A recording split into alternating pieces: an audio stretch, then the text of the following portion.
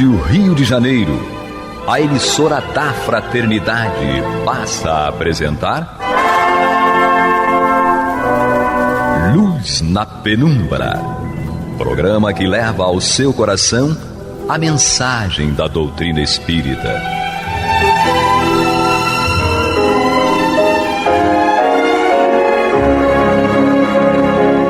E agora com vocês, Aloísio Guigino e Eduardo Araújo, para o estudo da obra O que é o Espiritismo, de Allan Kardec.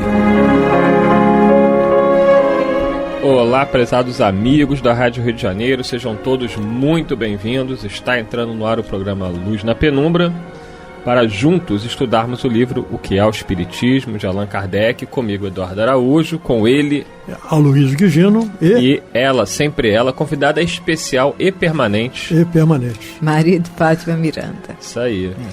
E juntos vamos dar continuidade ao nosso estudo, lembrando que na semana passada eu fiquei de ler uma coisinha aqui pra gente que era importante para nossa reflexão. Nós lemos o item 44 do capítulo 2 e falávamos da questão das reuniões sérias, né? E a Miranda comentava que a mediunidade é coisa séria e deve ser praticada santamente, com a recomendação dos espíritos. E aí nós fazíamos a reflexão de que algumas pessoas nos ouvindo poderiam pensar: então quem é que vai poder trabalhar mediunicamente? Eu não sou santo, eu não sou espírito superior. E a Miranda explicou que não era bem assim. E eu lembrei que basta a gente pegar, voltar ao capítulo 17 do Evangelho, Sede Perfeitos, no seu item 4, que a gente já tinha comentado no programa anterior, que se trata dos bons espíritas. Lá no final, eu acho que dá a chave, a resposta, né, para nós entendermos o que se espera de uma pessoa que procura seguir o Cristo, não somente dentro de uma reunião mediúnica, ou da casa espírita, ou em qualquer lugar que ela esteja. Quando Kardec vai colocar o seguinte, que reconhece-se o verdadeiro espírita pela sua transformação moral e pelos esforços que emprega para domar as más inclinações. Então, se o verdadeiro espírita é aquele que se esforça, né, para domar as más inclinações, aquele que busca a sua transformação moral, já está dizendo aí que não é aquele que é o perfeito, não é aquele que é o santo, o espírito superior, é aquele que está lutando, como a Luísa falou, lembrando do ensinamento de Jesus: não julgueis, procurando ajudar o seu próximo, o seu companheiro de trabalho, de casa espírita, onde ele estiver no trabalho dele, na rua. Então os espíritos não esperam de nós aquilo que nós não podemos dar. Sim. Se fosse imaginar que para trabalhar mediunicamente tinha que ser espírito superior, não tinha trabalho mediúnico na Terra, não é isso, Luiz? Perfeito. Então isso é que é importante nós entendermos. Nós temos que sempre buscar, certo? E nós temos dentro do Evangelho um capítulo inteiro, né, que trata dessa chamada de Jesus: buscai e achareis. Não é isso? Então nós temos que sempre nos esforçar para conquistarmos o progresso, a melhoria de cada um de nós. E vamos lembrar sempre, eu gosto e repito isso para mim, e compartilho com todos isso, com todos vocês, toda conquista demanda esforço. Então nós temos que sempre nos esforçarmos para nos melhorarmos. E com isso nós vamos crescendo e as nossas atividades, e a mediunidade está incluída dentro desse processo, cada vez mais será exercida e exercitada com proveitos para todos aqueles que dela participam, como médiuns, e todos aqueles que recebem esses ensinamentos, essas chamadas da espiritualidade, que sempre vêm para nos ajudar. E aí, Miranda? Todo o esforço dos benfeitores, quando nos orientam isso, não é que eles queiram formar um grupo seletivo em detrimento de alguém, mas ao contrário, é nos alertar porque, se não fizermos esse esforço, nós ficaremos na sintonia de espíritos que não têm compromisso com o bem, que são levianos, galhofeiros, e vão se prevalecer da nossa energia para fazer coisas que não edificam a paz. Então vamos lá. Vamos dar sequência aqui ao nosso estudo. Capítulo 2, livro O que é o Espiritismo. Esse capítulo 2 trata das noções elementares do Espiritismo. O tópico que nós estamos estudando é comunicação com o mundo invisível. E hoje nós vamos dar início ao item 45. Capítulo 2, item 45. Então vamos ver aqui, diz Allan Kardec. Do que precede, resulta que toda reunião espírita, para ser proveitosa, deve, como condição primacial, ser séria, em recolhimento, devendo aí proceder-se com respeito, religiosidade e dignamente, se quer obter o concurso habitual dos bons espíritos. Convém não esquecer que esses mesmos espíritos aí, se tivessem apresentado, quando encarnados, ter-se-ia com eles todas as considerações, a que depois de desencarnado ainda tem mais direito. Então, com certeza, né, a gente deve tratar bem, com respeito, aqueles que vemos e aqueles que não podemos ver, mas que estão ali para nos auxiliar, porque o trabalho não teria êxito se não fosse pela assistência deles. Esse item 45, ele na realidade é uma síntese do nosso comportamento, de como nós devemos nos apresentar para uma reunião mediúnica, né? Que para ser proveitosa, ela tem que ser séria, e nós estarmos em recolhimento e adotarmos uma postura de respeito, religiosidade e dignidade, se nós quisermos realmente obtermos o concurso e o resultado e aqui o proveito que venha dos bons espíritos que estarão presentes a esse tipo de comportamento nas reuniões, ou em reuniões que apresentem esse tipo de comportamento. Então esse aqui é um resumo de tudo aquilo que nós temos lembrado aqui nas nossas conversas aqui anteriores. Miranda? Não, vamos lá. Vamos em frente. Vamos em frente. Item 46. Em vão se alega a utilidade de certas experiências curiosas, frívolas e divertidas, para convencer os incrédulos.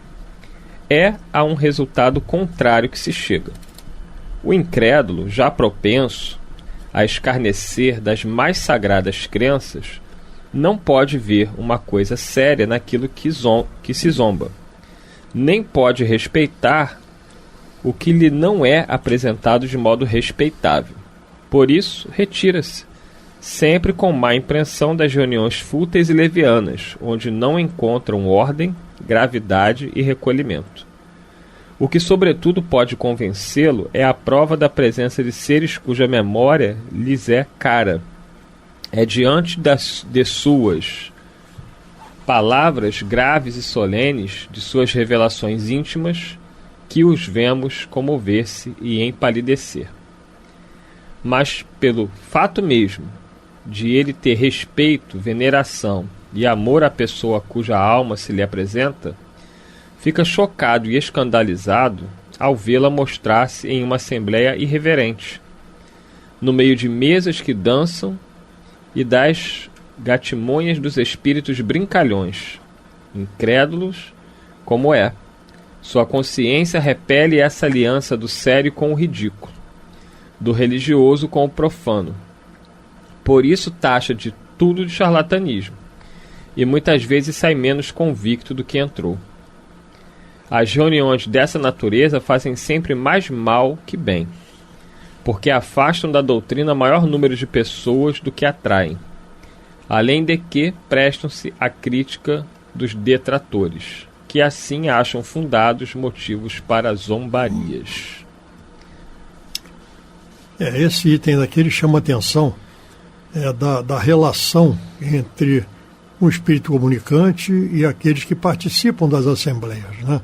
Que muitas vezes eles só permanecem nessas assembleias por serem espíritos mais evoluídos, mas eles permanecem ali pela afinidade que tem com alguns dos participantes, onde já tem encarnados ainda, e que essa afinidade leva a que eles ainda permaneçam nestas reuniões, mesmo com a futilidade, com a maneira inconvenientes da condução dessas reuniões. Mas existe aí também uma frustração por parte do espírito desencarnado com relação àquele encarnado que ele está, pela futilidade, pela falta de seriedade ou de conhecimento que seja, que eles ainda apresentam e que traz para o desencarnado, para o espírito comunicante, alguma tristeza,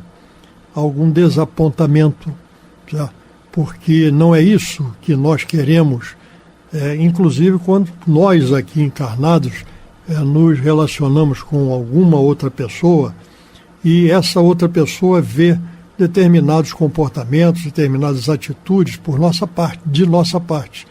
Então isso causa frustração, decepção, e isto ocorre também com os espíritos desencarnados. Miranda?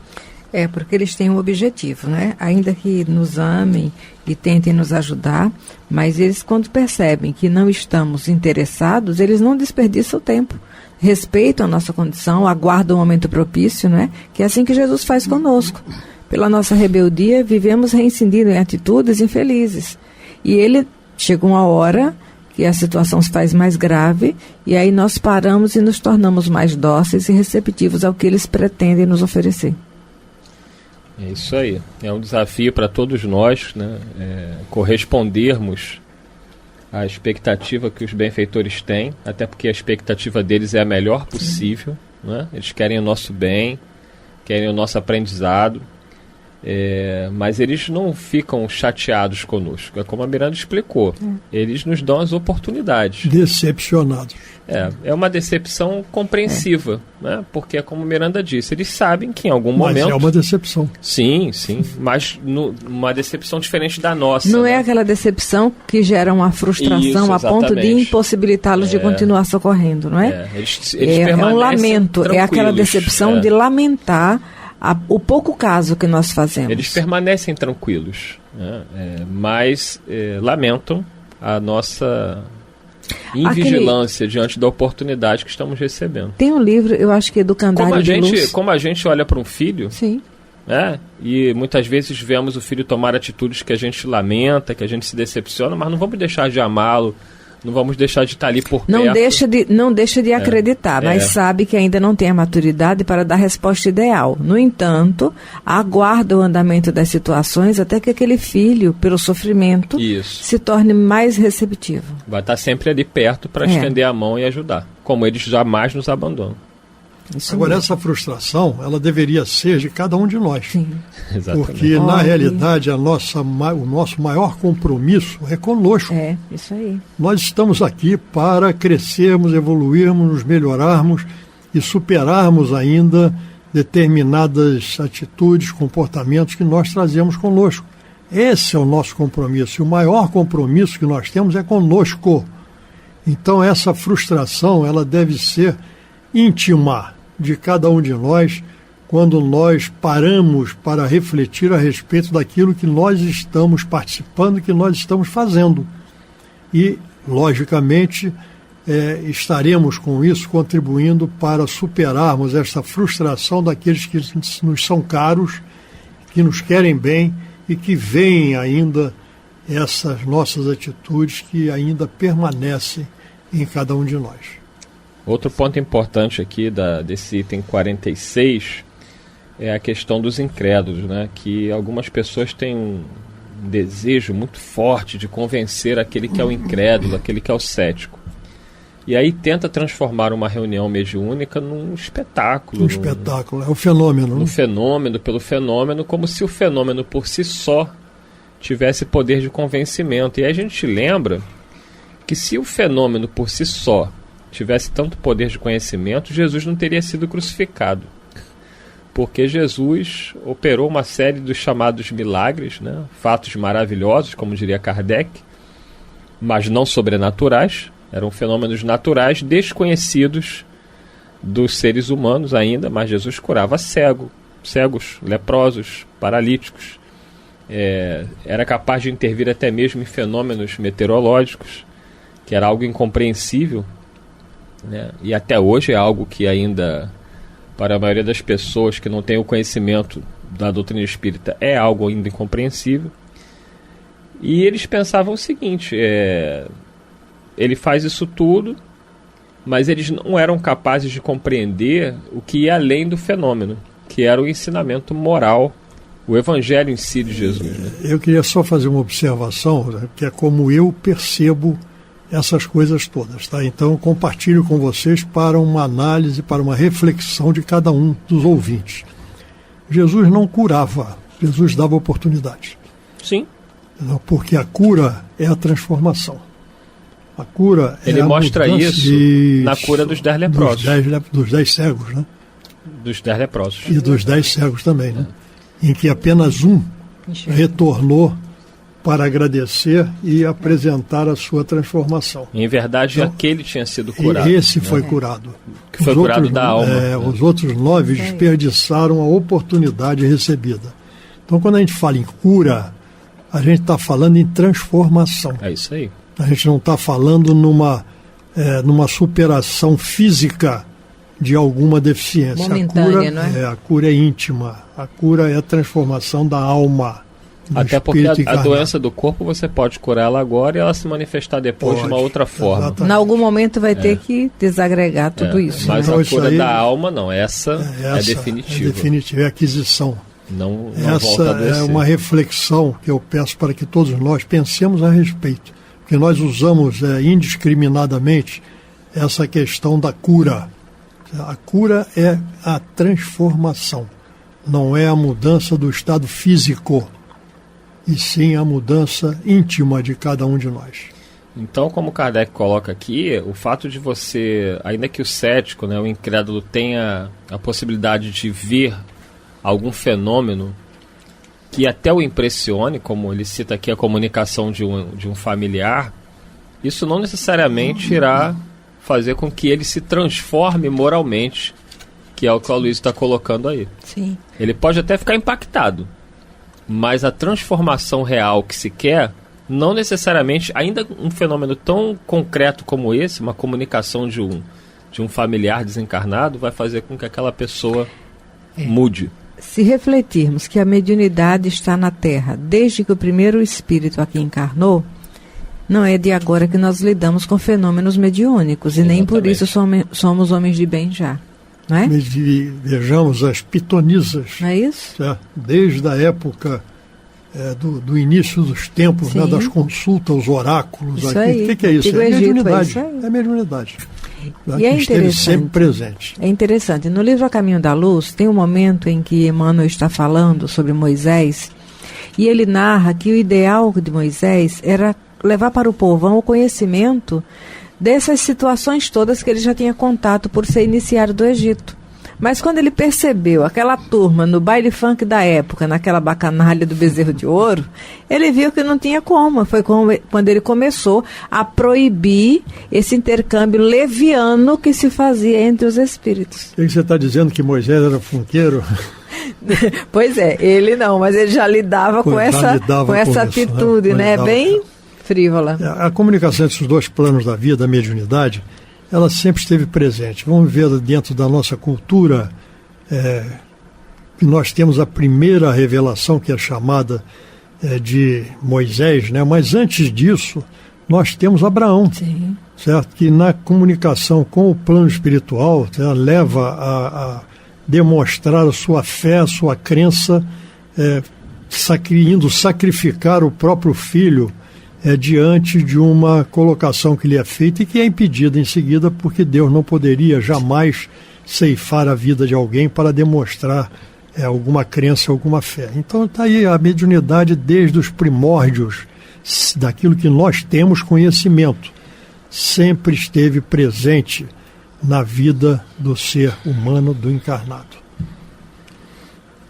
E vamos ver também que a doutrina dos espíritos, ela surge entre nós através da mediunidade, conforme nós já nos referimos aqui, certo?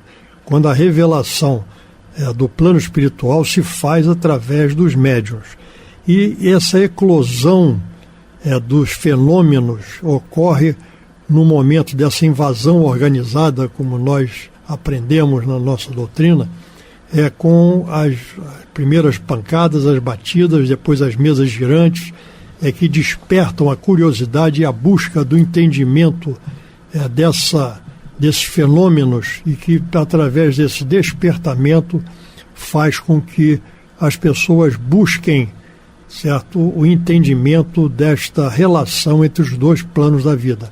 Nós já sabíamos, nessa ocasião, da continuação da vida da alma imortal, esse ser imortal que é o espírito, quando encarnado, a alma, e depois, de alguma forma, nós já tínhamos essa ideia conosco. Mas, através desse desenvolvimento do entendimento que nos veio através da revelação pela espiritualidade, isso se aprofunda. Mas ele teve que ser despertado através do fenômeno das mesas girantes, das batidas e toda essa fenomenologia, tá certo? Fenomenologia. Isso aí. Dessa sucessão de fenômenos que despertam a curiosidade. Vamos ver que a Kardec não foi diferente disso, não. Porque quando havia apenas as batidas, certo? Apenas as mesas girantes, Kardec, que era um adepto, certo? De Mesmer, certo? Ele entendia estudante isso, do magnetismo, ele entendia isso como um fenômeno do magnetismo. Mas quando essas coisas começaram a responder perguntas, vem uma célebre e inteligente colocação de Kardec que diz: todo efeito tem uma causa, todo efeito inteligente há de ter uma causa inteligente. E a busca desta causa inteligente o levou a deparar-se com a manifestação dos espíritos, dos desencarnados e, consequentemente, da mediunidade. Então, isso é uma sequência, ou essa é uma sequência em que nós vemos que Kardec não se ateve ao fenômeno. Ele utilizou aquilo que o fenômeno chamou a sua atenção para fazer uma conclusão mais séria, mais efetiva, que o levou, então, a mergulhar nessa busca que culmina com a organização daquilo que nós chamamos da codificação espírita, e que nós há pouco tempo aí completamos mais um ano, certo? No dia 18 de abril, da primeira edição do Livro dos Espíritos, que contém a doutrina dos Espíritos. Estamos chegando ao final. Miranda vai falar mais alguma coisa? Não. Então aí tem 2 minutinhos, lembrando para você que chegou agora e que não pôde acompanhar todo o programa, você pode ouvir novamente, acompanhar o programa, tanto pelo nosso site, radioriodejaneiro.digital, e lá você vai ter acesso aos últimos 2 programas, ou 3 em alguns casos, e também você pode acessar o canal do YouTube da Rádio Rio de Janeiro. E lá no canal do YouTube tem a playlist do programa Luz na Penumbra. O programa com o estudo do livro Que é o Espiritismo vai ao ar toda sexta-feira. Então você, pela data, você consegue identificar o programa Luz na Penumbra com o estudo do livro O Que é o Espiritismo. Então, tanto pelo site radioriodejaneiro.digital, como também pelo YouTube. Você poderá acessar no YouTube até vários programas, né? Nós temos uma playlist com vários programas e acompanhar aí o estudo deste livro que Kardec coloca como essencial para todo espírita que está iniciando, né? Você tem que... Muita gente pergunta assim, queria indicar um livro para quem não conhece doutrina, quer conhecer. Então eu sempre digo, leia o livro O Que é o Espiritismo. É um livro simples, fácil, didático, como todos os livros de Kardec, e que vai ajudar muito aquela pessoa que está iniciando o conhecimento da nossa doutrina. Vamos buscar para podermos achar. É isso aí. Então, chegando ao final, muita paz a todos. Aloysio Guigino, se despeça. Muita paz e até o próximo encontro. Isso. Maria de Fátima Miranda. Paz, isso, aprendemos com ela, não? Muita paz, né? Pois é, necessitamos. Valeu, até a próxima. Você está ouvindo pela Rádio Rio de Janeiro o programa Luz na Penumbra.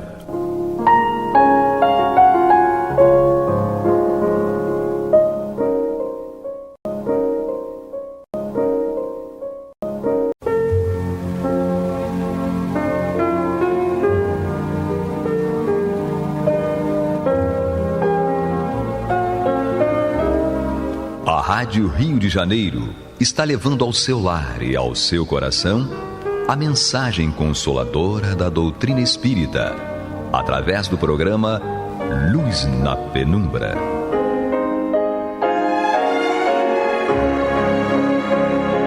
E agora com vocês, César Augusto Lourenço Filho, para comentar os textos da Revista Espírita de Allan Kardec no período de 1858 e 1869. Boa noite, meus irmãos. Aqui estamos mais uma vez e vamos continuar o nosso estudo conjunto pelas páginas da Revista Espírita. No programa anterior, nós estudamos a matéria de título Aos Nossos Correspondentes, inserida por Kardec no exemplar de janeiro de 1867. Nele, Kardec fala sobre o fato de que no início do ano estavam sendo renovadas as assinaturas da revista e lembra que já se faziam 9 anos, que a primeira revista, o primeiro exemplar foi de janeiro de 1858, e ele agradece as demonstrações de simpatias, etc. E no final do segundo parágrafo, ele faz uma coisa interessante, ele responde, né, os votos de paz, de alegria e tal, dos correspondentes, e aproveita e envolve também nos seus sentimentos, como ele diz que ora por eles e tal, envolve também os encarnados.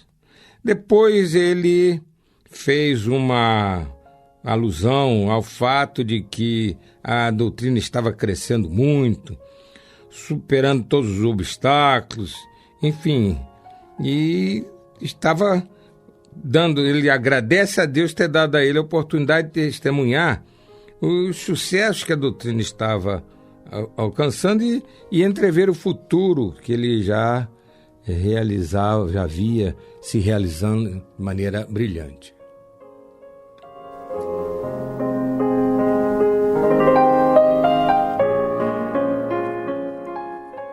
Vamos ler o último parágrafo, ou melhor, o penúltimo parágrafo do texto anterior, porque ele é muito interessante. A todos os nossos irmãos em crença diremos: coragem e perseverança, porque se aproxima o momento das grandes provas. Fortalecei-vos nos princípios da doutrina e deles penetrai-vos cada vez mais. Alargai as vossas vistas, elevai-vos pelo pensamento acima do círculo limitado do presente, de maneira a abarcar o horizonte do infinito. Considerai o futuro, e então a vida presente, com seu cortejo de misérias e decepções, vos aparecerá como um ponto imperceptível, como um minuto doloroso que logo não deixará mais traços na lembrança. As preocupações materiais parecem mesquinhas e pueris ao lado dos esplendores da imensidade. Isto vale, evidentemente, para hoje também e valerá sempre. Essa dedicação ao estudo, essa certeza do futuro. E vamos acrescentar aqui não só aquilo que aprendemos, mas principalmente aquilo que exemplificamos.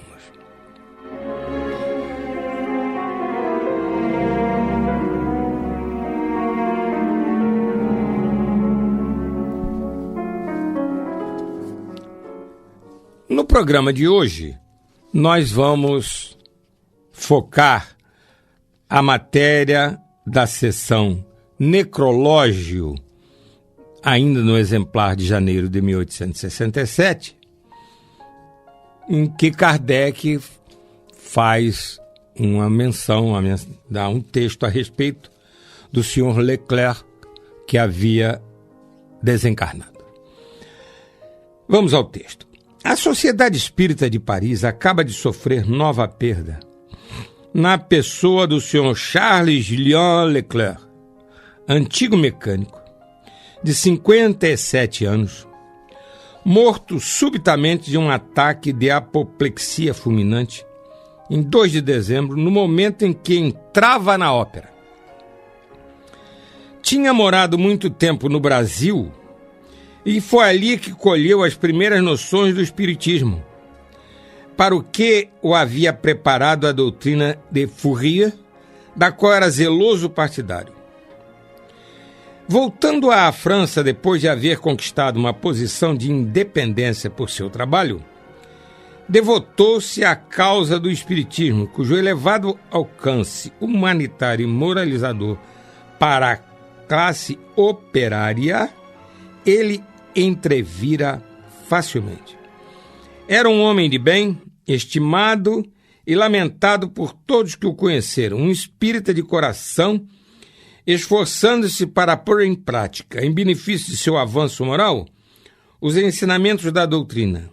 Um desses homens que honram a crença que professam.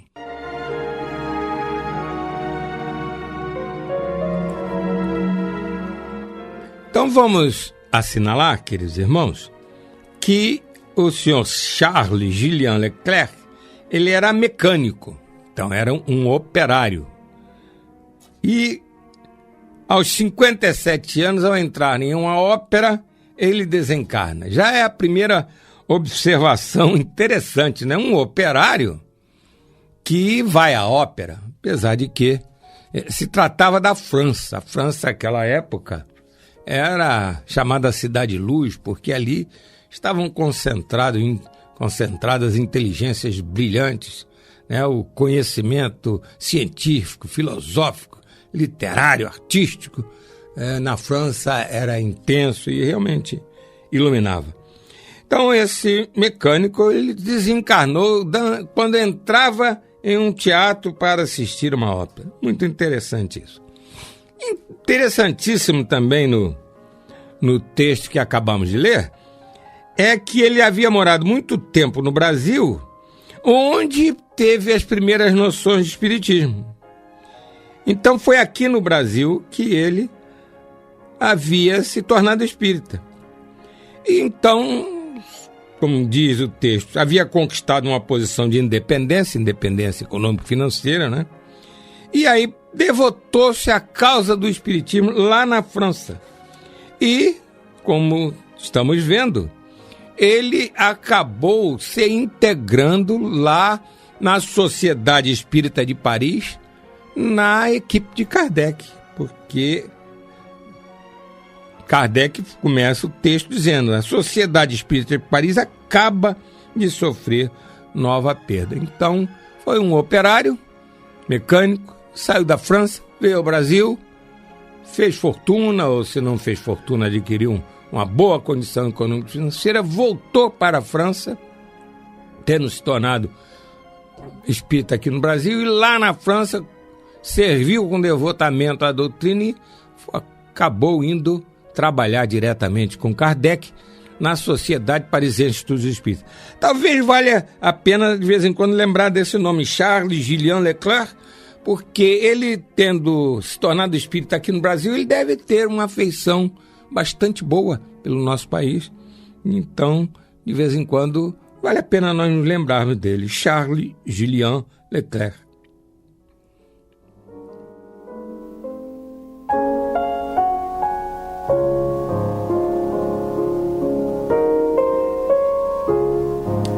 Continua Kardec, na seção Necrológio da Revista Espírita de janeiro de 1867, o texto sobre o senhor Leclerc.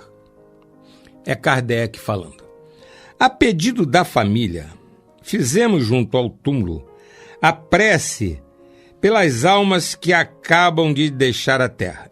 E colocou entre parênteses o Evangelho segundo o Espiritismo, seguida das seguintes palavras: caro senhor Leclerc, sois um exemplo da incerteza da vida, pois na antevéspera de vossa morte estáveis entre nós sem que nada deixasse pressentir uma partida tão súbita. São advertências divinas para que estejamos sempre prontos a prestar contas do emprego que fizemos, do tempo que passamos na terra. Deus nos chama no momento em que menos esperamos. Que seu nome seja bendito por vos ter poupado as angústias e os sofrimentos que vos, por vezes, acompanham o trabalho da separação. Foste reunir-vos aos colegas que vos precederam e que, sem dúvida, vieram receber-vos no limiar da vossa vida, da nova vida, no limiar da nova vida. Mas essa vida com a qual estáveis identificado, em nada vos deve surpreender. Nela entraste como num país conhecido, e não duvidamos que aí gozeis da felicidade reservada aos homens de bem, aos que praticaram a lei do Senhor.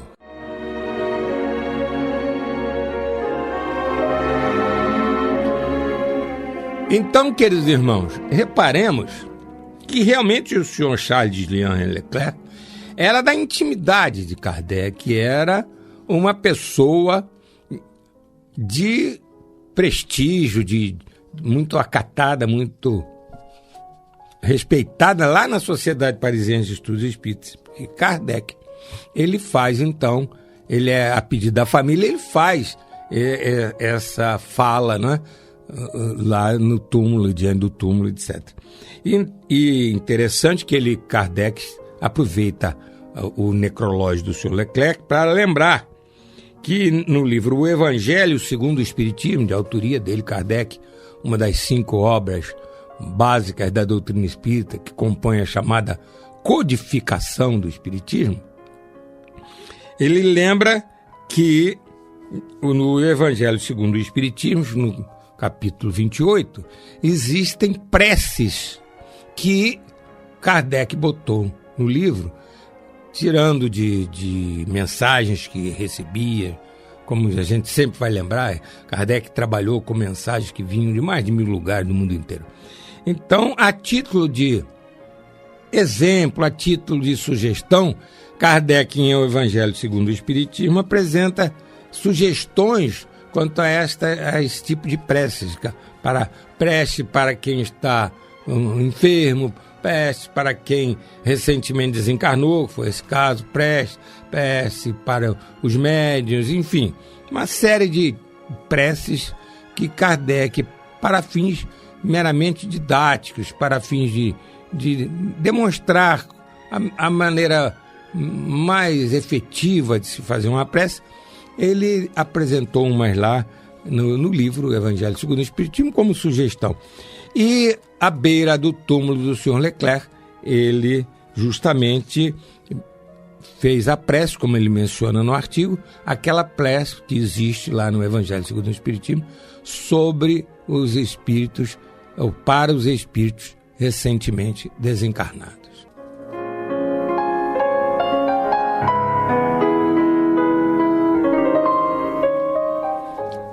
A fala de Kardec continua ressaltando que aquele mecânico, operário, saiu da França para, como se dizia à época, tentar a sorte no Brasil e que conseguiu alcançar uma situação econômico-financeira segura, voltou para a França, tornou-se espírita aqui no Brasil e lá foi então um dos colaboradores de Kardec.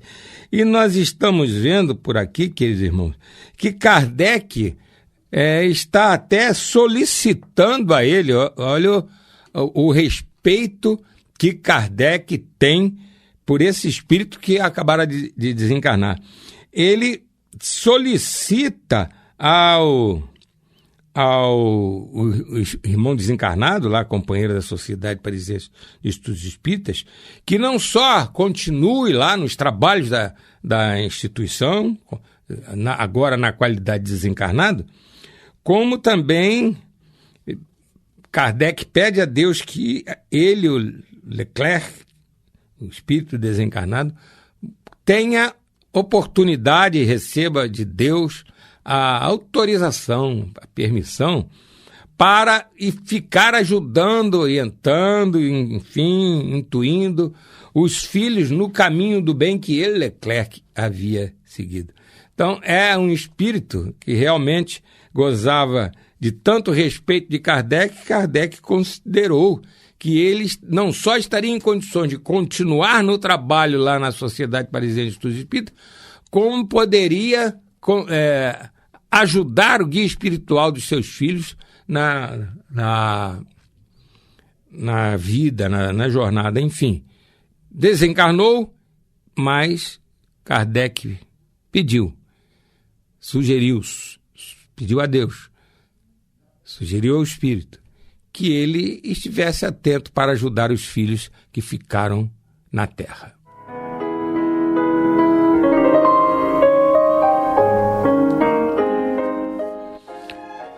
Vamos ver como Kardec encerra a matéria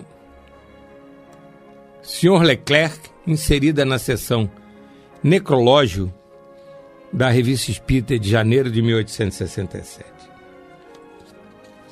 Agora já não é o que ele falou lá no túmulo, agora é o que ele fala para fechar a matéria na revista. Prontamente desprendido, como supunhamos, o Sr. Leclerc pôde manifestar-se na sociedade na sessão que se seguiu ao seu enterro. Por conseguinte, não houve nenhuma interrupção em sua presença, já que ele tinha assistido à sessão precedente. Além do sentimento de afeição que nos ligava a ele, esta comunicação devia ter o seu lado instrutivo. Seria interessante conhecer as sensações que acompanham esse gênero de morte. Nada do que possa esclarecer sobre as diversas fases dessa passagem que todo mundo deve transpor poderia ser indiferente.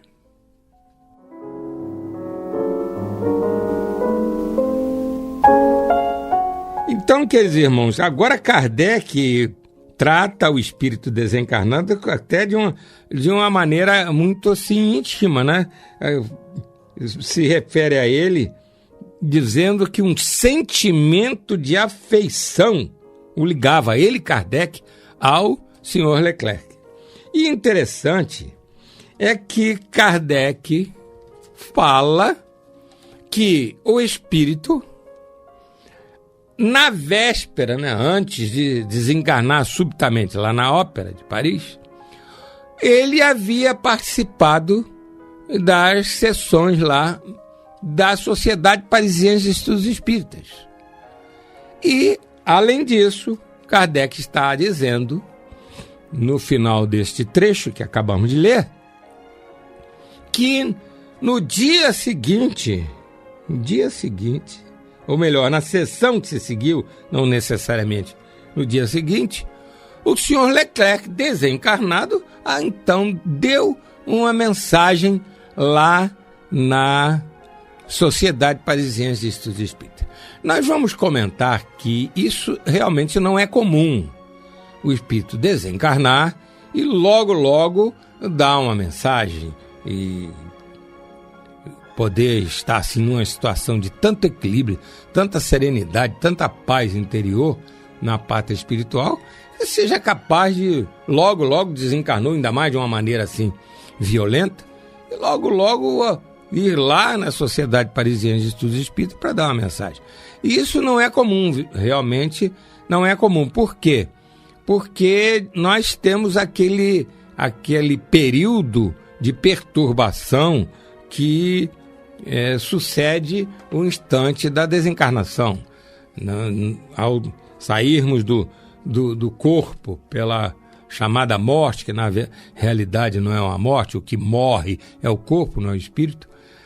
De uma maneira geral, nós espíritos, melhor dizendo, reencarnados aqui na Terra, enfrentamos momentos de perturbação, momentos em que ficamos meio aturdidos, inclusive na prática de reuniões mediúnicas nos centros espíritas, é muito comum, bastante comum, que se manifestem espíritos que ainda estão num estado de perturbação tal que eles nem se deram conta de que já estão desencarnados. Eles continuam pensando que estão vivos no sentido de estarem aqui conosco na Terra, se utilizando de um corpo de carne. Então, um trabalho que é feito pelo dirigente da reunião, com muito carinho, com muito cuidado, com muita atenção, é justamente conversar com o espírito para que ele, à medida que a conversa vá se desenvolvendo, ele vá descobrindo, ele vá entendendo, ele vá percebendo que desencarnou, que não está mais aqui entre nós, ele está agora na pátria espiritual. Porque é uma falta de caridade, o espírito se manifesta, dá a entender de maneira clara que já desencarnou, mas que ainda está muito preso à matéria, a tal ponto que não sabe nem que desencarnou, pensa que ainda está lá no hospital, chama a enfermeira, às vezes fazem isso. É uma falta de caridade. O dirigente da reunião, meu amigo, eu não posso chamar a enfermeira não, porque você já desencarnou, você já morreu, o seu corpo já está lá na sepultura, agora a situação é outra, você está na pátria espiritual. Não é assim que se faz, isso é uma violência com o espírito que está ali pensando que ainda está encarnado. Então tem que ser um trabalho feito com muito amor, com muito carinho, com muita serenidade, sem afobação, sem pressa nenhuma. Aquele espírito tem que ser envolvido pelas melhores vibrações do dirigente da reunião e dos médiuns que ali estão dela participando.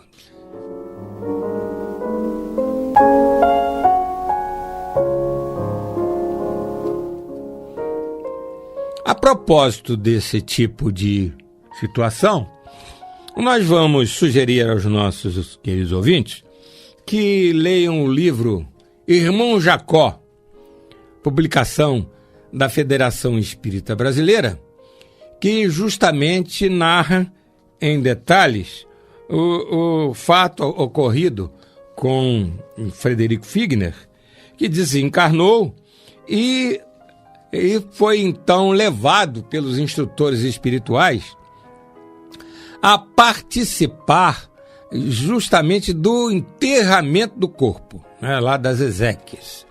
Então é muito interessante, inclusive a linguagem do livro é uma linguagem assim muito fluente, uma linguagem bem tranquila e é muito interessante, porque além de conter muitos ensinamentos doutrinários, o livro ele mexe com a sensibilidade justamente pela consciência que dá do que ocorre depois da desencarnação com uma pessoa que durante a sua estada aqui deu mostras de que realmente estava segura, estava procurando amar e servir.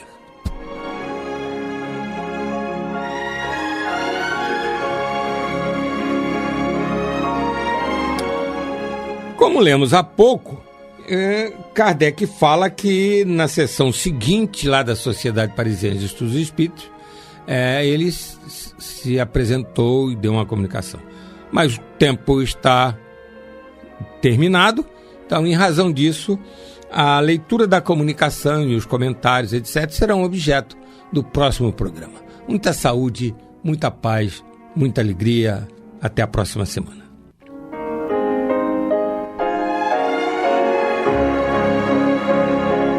E vamos ouvir agora a prece de encerramento de nosso programa, na voz de Geraldo de Aquino. Jesus, dá-nos coragem para a luta, piedade para os insultos e misericórdia para as injustiças e ingratidões.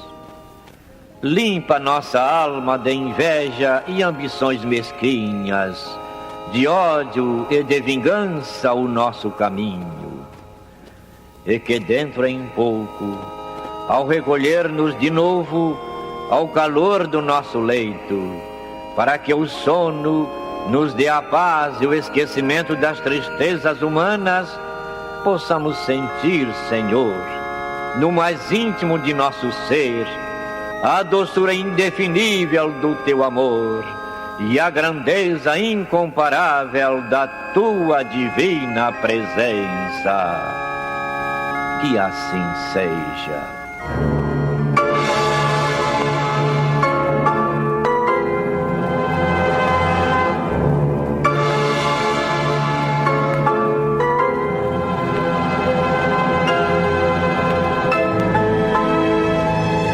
Acabamos de apresentar o programa Luz na Penumbra, que voltará a ser apresentado amanhã às 21 horas nesta emissora.